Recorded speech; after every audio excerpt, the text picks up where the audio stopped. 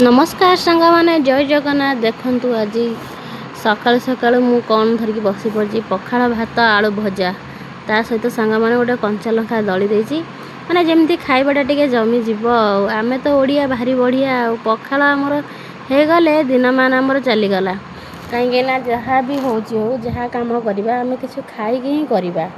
आमर ये पखाड़ खिया सरीगला तापर मु धुआ धुई होगी चलिली मो झील पाखक कहीं मो झील आसो स्कूल रू तार टाइम हो गला गाड़ी घर पाख पलि आसे हेले कौन हम जो वर्षा होगी आम गाँ रास्ताटा पूरा खराब होती गाड़ी पूरा गाँव को आसीपार ना आमको जाके गाँ मुंडर आने को पड़ो। आज तो ता बापा ना देखुं ना सांग मैंने आम गाँव में वर्षा होगी रास्ता केते खराब हो केमती गाड़ी आसो आती कष्ट तो ही करने को पड़ो ना मो झील को आने को जापर ही ना से मुझे आगुआ बाहर के पलि आसे जहाँ भी हो कहीं चलिक जावाक पड़े ना से मुझे आगुआ बाहर के पलि आसे देखुन सांग मैंने वर्षार आम गाँ रास्तार अवस्था कौन होती सब इटा पकईकि एमती